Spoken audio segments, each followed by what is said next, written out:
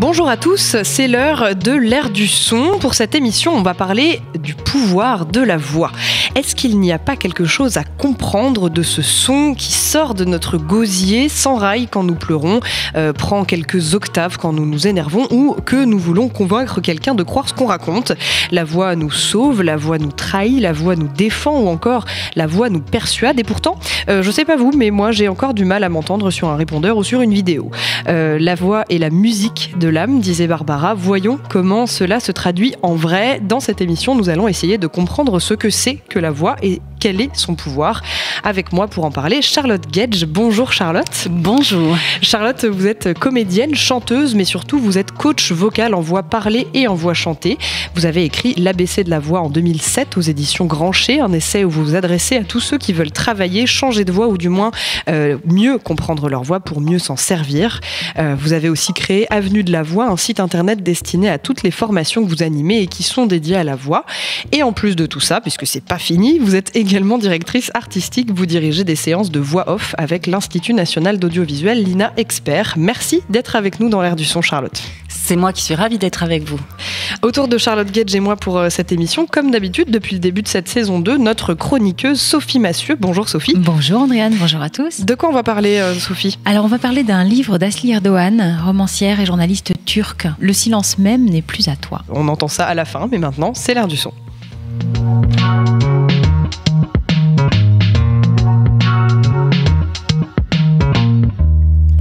Charlotte Guedj, pour commencer, j'aimerais bien savoir ce que ça représente pour vous, la voix.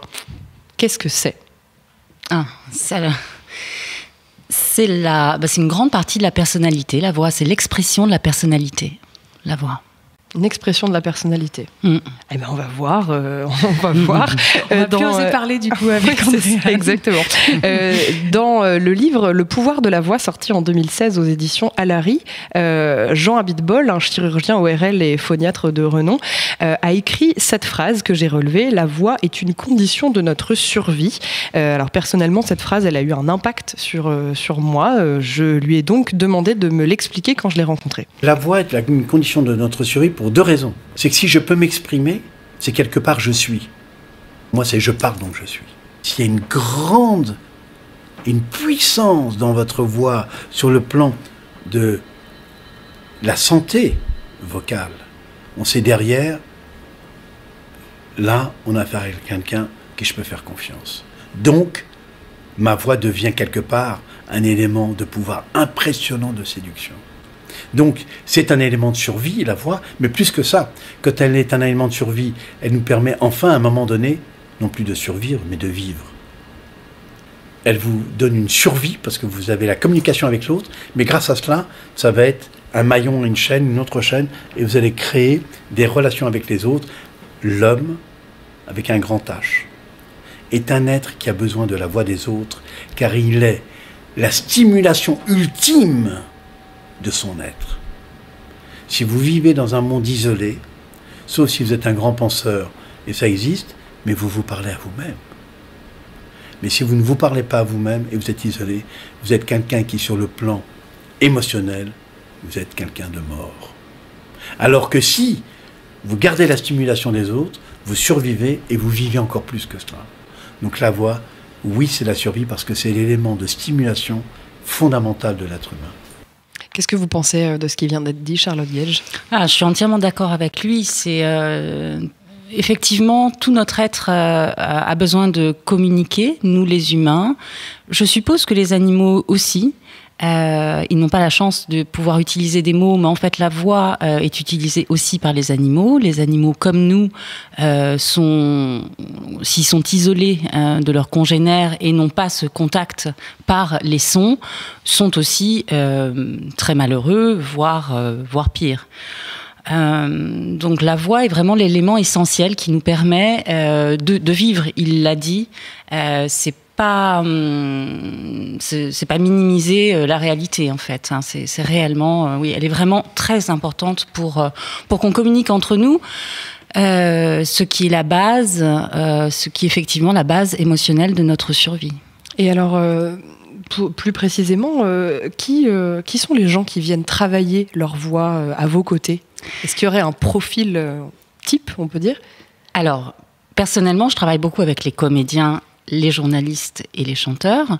Mais après, je travaille aussi beaucoup avec des personnes qui ont besoin d'améliorer leur communication de tous les jours, on va dire. Alors que ce soit personnel ou dans le travail. Donc, dans le travail, il y a beaucoup à faire, puisque les cadres ont besoin de faire des présentations, par exemple. Alors, lorsqu'ils font une présentation, ils ont intérêt à être convaincants, à bien expliquer que ce qu'ils ont fait pour valoriser un produit, par exemple, a été fructueux. Donc, s'ils n'arrivent pas à l'expliquer, s'ils n'arrivent pas à le démontrer, et leurs outils pour le démontrer, c'est le fond, c'est-à-dire ce qu'ils ont à dire, et la forme, parce que si le fond, et là on peut avoir très très bien travaillé, si on ne sait pas restituer ensuite par la voix l'expression de ce travail, alors les personnes peuvent imaginer que vous n'avez pas forcément bien travaillé, par exemple. Et est-ce que vous avez une majorité d'hommes ou de femmes? Est-ce qu'il y a un déséquilibre parmi vos, je ne sais pas comment dire, clients, patients, en tout cas parmi les personnes qui vous consultent? Est-ce que vous avez remarqué un déséquilibre entre hommes et femmes ou pas? C'est la première fois que je me pose vous me posez cette question et je me la pose maintenant. Je me l'étais jamais posée. Je réfléchis et non, j'ai l'impression que c'est très égal en fait. Et est-ce que hommes et femmes viennent pour les mêmes motivations? Est-ce qu'on cherche la même chose en travaillant sa voix quand on est un homme ou une femme? Est-ce qu'on a la même envie d'exercer un même type de pouvoir grâce à sa voix? Oui. Oui. Les hommes et les femmes sont demandeurs de la même chose, en fait. Ouais. Et alors, ce qu'ils vous demandent le plus, justement, c'est quoi? C'est une plus grande assurance, une plus grande clarté? Une plus grande assurance, une plus grande clarté, une plus grande transparence avec leur voix. C'est-à-dire arriver vraiment à exprimer ce qu'ils veulent dire et ne pas être impressionné, ne pas être gêné par le regard de l'autre et pouvoir exprimer complètement avec leur voix ce qu'ils ont à dire, ce qu'ils ont à l'intérieur en fait. Et ça pose un problème quand on a le regard de l'autre parfois et que ce regard va nous gêner et donc l'expression va être moins bonne parce qu'on a quelqu'un en face de soi qui éventuellement nous juge. Enfin, c'est ce que tout le monde pense. On pense toujours que les autres sont en train de nous juger. En réalité, ils ne le sont pas toujours. Donc, il y a cette dimension aussi de libération face à l'autre pour pouvoir exprimer ce qu'on a à dire. Ensuite, effectivement, il y a l'expression elle-même. C'est-à-dire qu'une fois qu'on s'est libéré émotionnellement, qu'on s'est libéré du regard de l'autre, il y a l'aspect technique de la voix. C'est-à-dire, est-ce que je vais parler distinctement ? Là, par exemple, j'ai beaucoup de personnes qui viennent me voir sans réellement le savoir, qui ont des problèmes de prononciation, tout simplement. C'est-à-dire que la déformation des sons entre le on et le en, par exemple, en français, ça c'est assez fréquent, fait qu'il va y avoir une déperdition de la compréhension, en fait, de la personne qui est en face ou des personnes qui sont en face. Donc, parler de façon claire, hein, c'est avoir des phonèmes, des syllabes qui sont bien prononcées, va faire que l'autre va mieux vous comprendre. Et là, on va vraiment beaucoup gagner, en fait, en communication. Et on sait que la voix, par exemple, peut être un outil très fort. Vous parliez des chefs d'entreprise tout à l'heure, mais il y a aussi le pouvoir politique. Donc, elle a servi, on se souvient tous des grands leaders qui avaient donc beaucoup de charisme, beaucoup d'éloquence grâce à leur voix. Et pourtant, donc du coup, pour moi, la voix, en fait, elle ne se suffit pas à elle-même. C'est-à-dire que le pouvoir de la voix tient quand même aussi à des gestes de la main ou une posture de cou ou d'épaule, par exemple.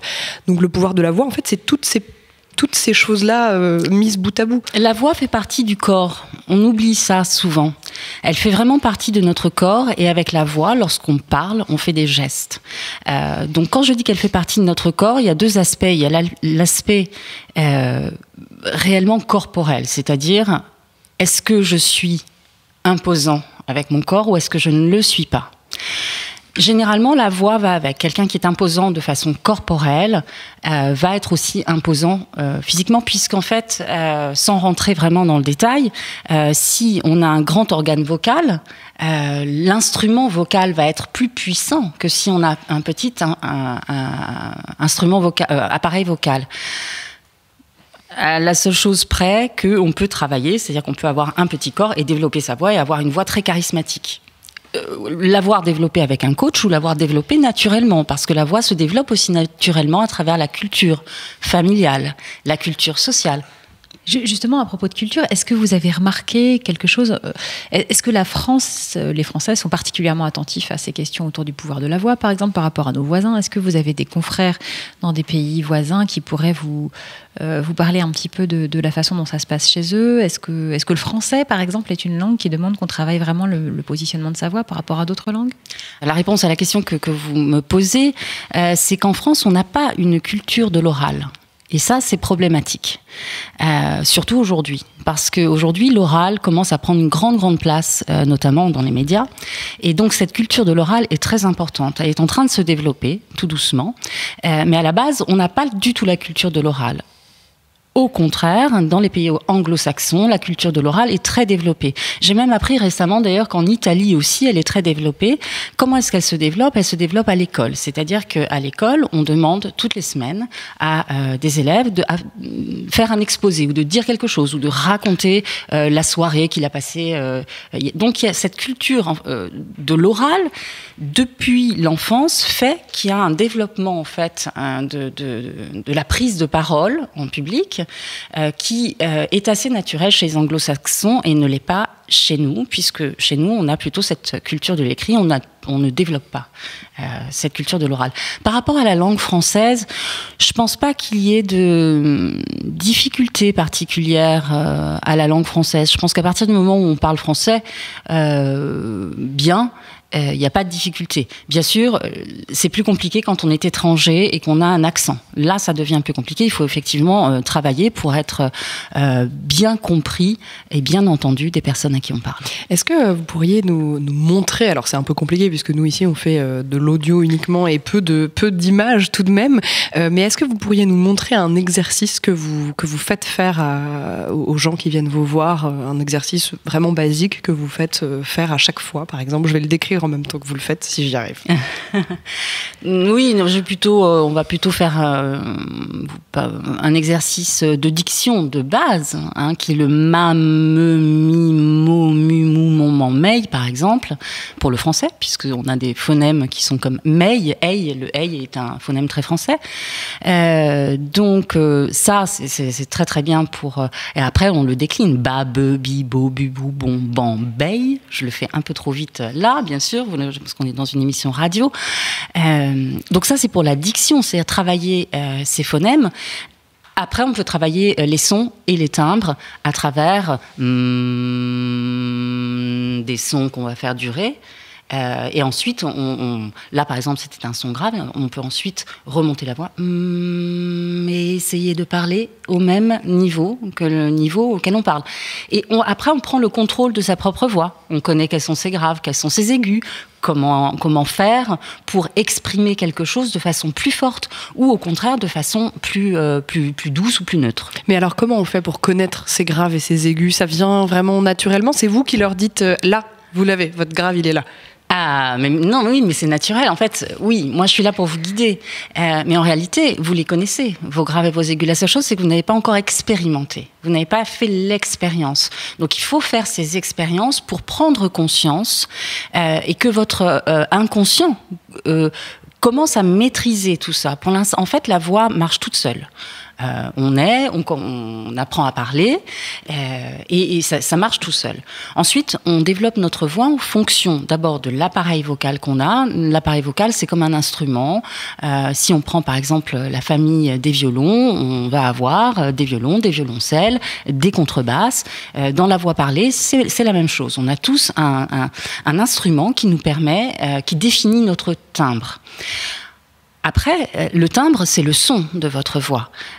Ensuite, avec le même timbre, je peux utiliser une façon de m'exprimer, c'est-à-dire la manière dont je vais accumuler les uns derrière les autres les sons et les syllabes que je vais prononcer, avec une inflexion vocale et un geste vocal qui m'est propre. Et vous, admettons, on pourrait imaginer, par exemple, qu'on ait eu le même son à la naissance, avec à peu près le même appareil vocal, c'est à la même taille, l'appareil vocal, la même taille, etc.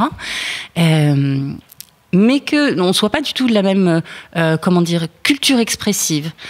Donc vous allez apprendre de vos parents une manière, vous allez reproduire une façon de parler, et moi je vais reproduire une façon de parler que j'entends et qui est la référence en fait de base. Et donc, à partir de ce son, on aura peut-être le même timbre de voix à la base, mais on n'aura pas du tout la même manière de s'exprimer. Et donc, on aura l'impression qu'on n'a pas la même voix. C'est en ça que vous disiez tout à l'heure que c'était la voix, c'était la personnalité ? C'est ce que vous vouliez dire ? Et oui, c'est absolument ce que je voulais dire tout à l'heure. La voix, c'est la personnalité. Parce que le timbre, il est donné, on a l'instrument qu'on a.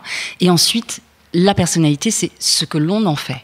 Et quand vous faisiez les exercices, j'avais vu que vous articuliez bien avec la bouche, vous faisiez bien exprès d'appuyer les syllabes avec votre bouche. Est-ce que ça a vraiment une importance de faire ça ? Est-ce que la bouche, par exemple, a une grande importance dans ce que rend notre voix après ? Absolument. Ce qui compte, en fait, ce sont les muscles. On parle donc avec notre bouche, autour de notre bouche et nos lèvres, on a beaucoup de muscles. Si on les fait travailler, ils sont plus forts et donc on parle plus distinctement. C'est le même principe que quand on fait du sport. C'est-à-dire que si on entraîne des muscles, ils vont beaucoup mieux répondre au moment où on va les solliciter. Et c'est exactement la même chose. Donc, effectivement, faire la grimace quand on fait des exercices. Et ce qui compte, en fait, dans la prononciation, ce sont donc les lèvres, et la langue aussi. La langue compte énormément. Et c'est un muscle, donc il faut le travailler. Vous m'avez fait parvenir un avant-après que vous avez réalisé avec un monsieur qui s'appelle Jean-Marie et qui devait réaliser une voix off de publicité, c'est bien ça ? C'est ça. On écoute d'abord la première prise. Ce qui nous inspire, c'est la rosée du matin. Un rayon de soleil, l'odeur de la terre, des myrtilles, un baiser volé, ce toucher unique, le sourire d'une inconnue, l'amour, la première pluie, le talent, un départ, une larme, ce goût d'enfance, l'air de la mer. Ce qui nous inspire, c'est la vie. Et maintenant, on écoute donc l'après, puisque j'imagine que c'est pas que la deuxième prise, mais on écoute l'après, après donc votre passage, Charlotte Gage. Ce qui nous inspire, c'est la rosée du matin, un rayon de soleil, l'odeur de la terre, des myrtilles, un baiser volé, ce toucher unique, le sourire d'une inconnue, l'amour, la première pluie, le talent, un départ, une larme, ce goût d'enfance, l'air de la mer. Ce qui nous inspire, c'est la vie. C'est extraordinaire. Hein. Alors, est-ce qu'on peut débriefer ces deux extraits ? Parce que je vous ai vu ouvrir des grands yeux un peu. Alors, j'ai ouvert des grands yeux à la première, parce que ça faisait un petit moment que je ne l'avais pas écouté. Je vous l'ai envoyé, mais j'ai vite fait. Il a retrouvé des aigus, cet homme, non ? Un peu. Il a retrouvé des aigus parce que, enfin, il s'est mis à sourire quand il a enregistré son deuxième message. Le sourire est très important quand on parle, surtout quand on ne nous voit pas.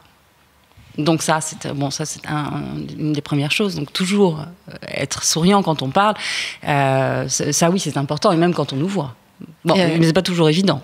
Après. Et du coup, vous disiez que le début, il était très long, donc vous lui avez dit aussi d'être plus... Alors là, le début était très long. C'est-à-dire en réécoutant, je faisais des grands yeux parce qu'effectivement, c'était très long. Ça m'a paru interminable. Mais c'est-à-dire qu'en fait, c'est ça le truc, c'est que ça paraît long.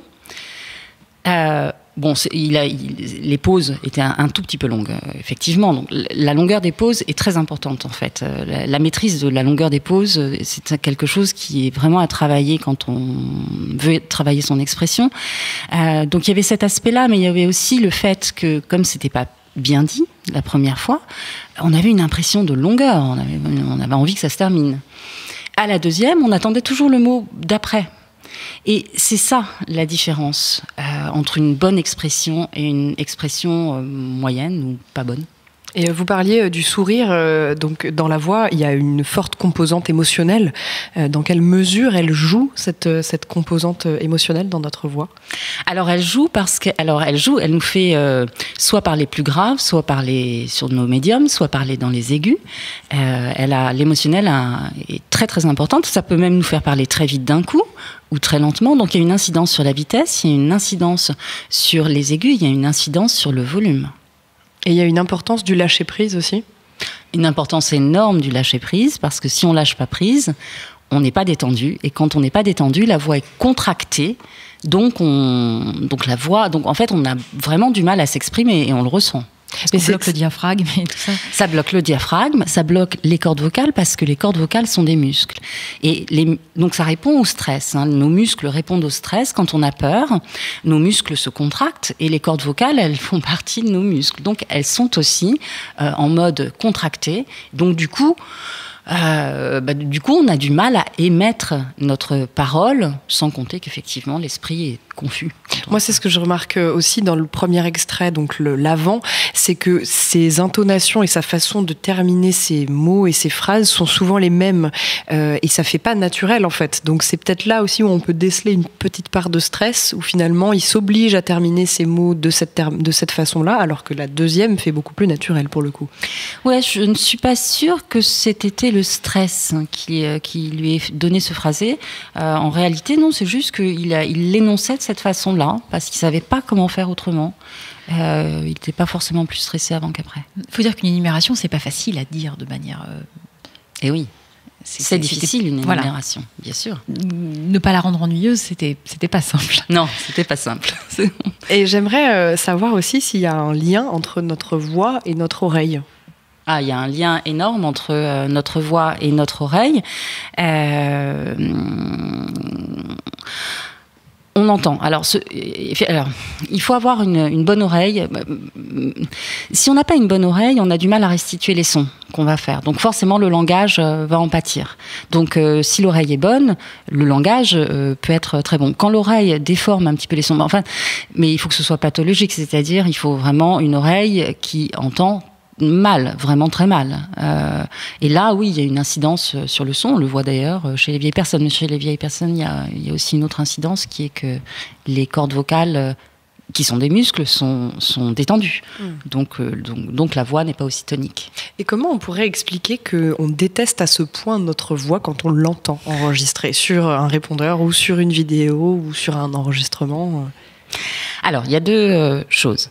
Il y a le son lui-même, on passe à travers des micros. Donc forcément, quand on s'enregistre, il va y avoir des micros, un ampli, etc. Donc la restitution du son n'est pas tout à fait la même. Mais ce qui choque le plus, c'est l'expression. Parce qu'en fait, notre expression nous échappe complètement. On est totalement étranger à notre expression. L'autre l'aperçoit, mais nous, on ne l'aperçoit pas réellement. Donc quand on s'entend, tout d'un coup, on est étonné, on a l'impression que c'est une autre personne qui parle. Mais c'est ce choc, en fait, entre la manière dont on s'exprime, les inflexions vocales qu'on va avoir, la vitesse avec laquelle on va parler, qui fait qu'on est... Alors, il y a aussi autre chose, c'est que quand on s'enregistre, parfois on est stressé. Donc la voix n'est pas restituée de façon tout à fait égale à la manière dont on parle habituellement. Quand on enregistre quelque chose de court, il n'y a qu'une partie aussi de notre manière de nous exprimer qui s'exprime. C'est-à-dire que si, par exemple, je fais l'annonce de mon répondeur, je dis « Bonjour, vous êtes bien sur le répondeur de Charlotte Gage », il n'y a rien de très excitant, vous voyez, dans ce message. Donc, si je n'ai pas appris à faire un message au micro, comme le font les voix off, par exemple, si je connais pas les techniques qui vont faire que mon message va être super beau quand je vais l'enregistrer, vous allez avoir une restitution qui va être relativement moyenne parce qu'en fait vous ne connaissez pas les petites techniques qui permettent. Il y a aussi une histoire d'oreille interne, non ? Je crois que quand on s'entend sans s'enregistrer, on s'entend avec notre oreille interne. Et quand on s'entend, après avoir été enregistré, on s'entend aussi avec nos oreilles classiques, on va dire, externes. Et du coup, on n'a pas exactement le même rendu. Absolument. Quand on s'entend, en fait, on s'entend à l'intérieur de nous-mêmes. Donc c'est un petit peu comme si on était à l'intérieur de la caisse d'une guitare.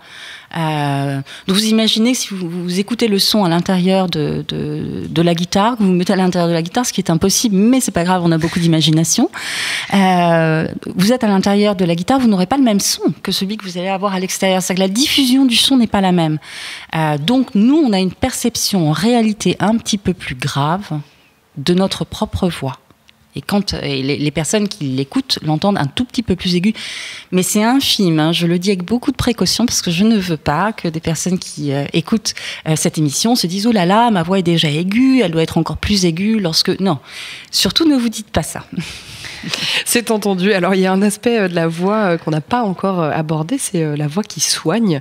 Alors moi, quand on me dit voix qui soigne, j'ai tout de suite pensé à un hypnotiseur, en fait, parce que on connaît tous quelqu'un, enfin moi en tout cas j'en connais, qui ont arrêté de fumer grâce à l'hypnose. Donc je voulais savoir comment la voix d'une personne peut nous faire arrêter d'un coup la pire de nos habitudes.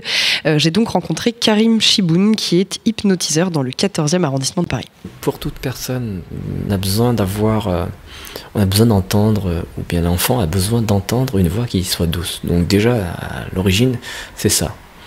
La voix, c'est pour tout le monde, c'est celle qui transmet aussi les émotions, parce que si quelqu'un vous crie dessus, vous comprenez en fait qu'il est énervé.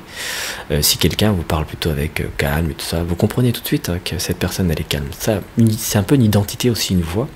C'est-à-dire que aussi, vous pouvez entendre des gens qui sont contents en fait parce qu'ils vont vous raconter quelque chose et ça s'entend en fait dans leur voix même.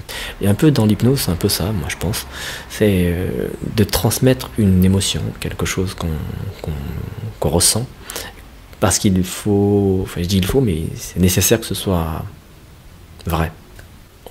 On fait plutôt en sorte d'être empathique, voilà, de se mettre un peu à la place de la personne et de comprendre ou de savoir un peu ce qu'elle a besoin, voilà, plutôt ça.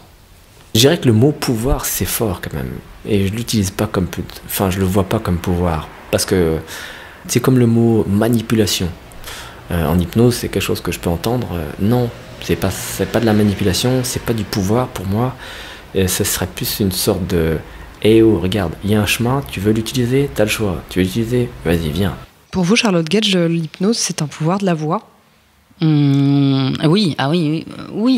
Alors là, ce que je voudrais vous dire en tant que coach sur cet aspect hypnotique de la voix que lui il va utiliser donc quand il pratique, c'est que les ondes qu'on utilise, alors en fait, ce sont des ondes, ce sont des fréquences.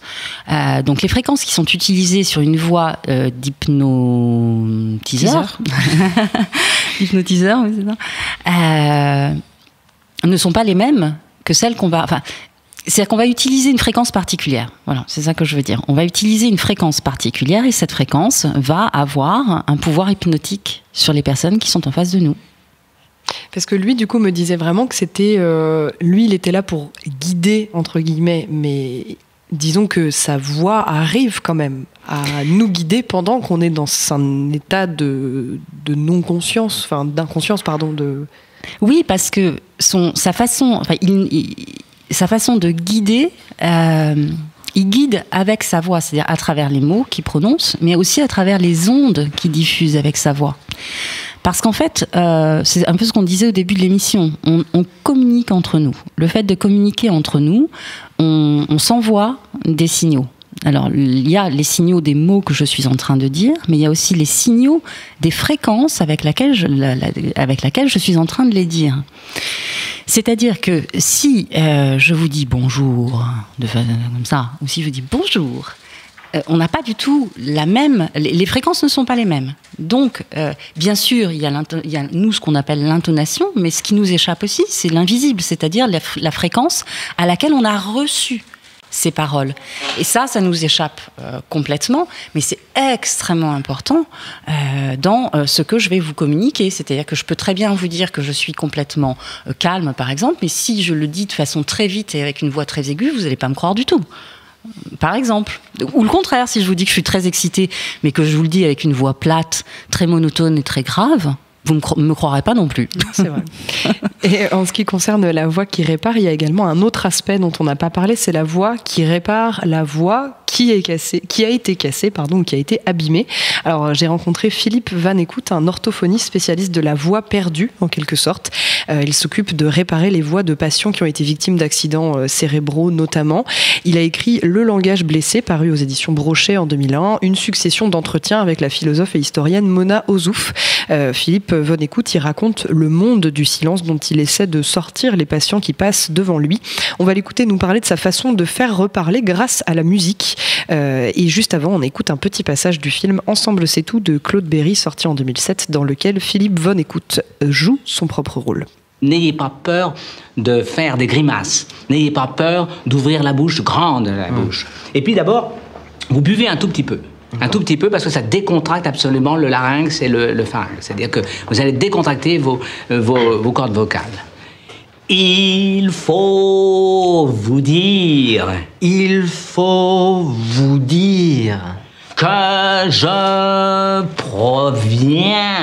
que je proviens d'une grande lignée. Voilà. Je ne précipite pas. J'utilise 2 notes simplement. Et la différence entre les 2 notes, il y a une note grave et une note aiguë. C'est une carte. Et que ce soit un bègue ou que ce soit un aphasique, je vais utiliser cette tessiture et j'utilise un schéma mélodique. Je demande un verre d'eau à ma voisine. Voilà. Et la différence entre les 2 notes, c'est une carte. Je demande. Oui, d'accord. Et alors la tenue de la note est très importante. C'est la longueur de cette note. Je allonge le je demande. Voilà. Si on dit allons enfants de la, et il va s'y mettre sur la mélodie et il retrouvera les mots sans qu'il le sache. Qu'est-ce que vous pensez de cette méthode, Charlotte Gage, vous qui êtes également coach en voix chantée? Je pense que le fait de prolonger les notes, enfin les mots, les syllabes comme ça, c'est très très bon pour la voix parce que ça renforce la voix. C'est à peu près tout ce que j'ai entendu, c'est un extrait très court de ce qu'il est en train de faire, donc je connais pas la pathologie de la personne qui est venue le voir, etc. Mais il est certain que là, ce qu'il est en train de faire, alors c'est effectivement assez monocorde, il utilise très très peu de notes et il prolonge les mots. Et ça a 2 vertus, l'une de faire vibrer la voix longuement, donc de faire vibrer les cordes vocales, donc d'utiliser le muscle. Et ça veut dire de l'activer. Les influx nerveux vont être musculaires et nerveux vont être très présents à ce moment-là. Donc on sollicite le muscle, on le fait marcher, c'est très bon. Et ensuite, le fait de prolonger les notes permet de muscler la voix puisque la voix se muscle. Alors du coup, dans l'extrait du film Ensemble c'est tout, on l'entendait, il faisait travailler quelqu'un qui est bègue. Et du coup, il utilisait cette technique pour lui permettre de je sais pas comment on pourrait dire, mais de pouvoir, gagner de l'aisance de parole. Alors moi, je ne travaille pas avec les bègues, je suis pas orthophoniste.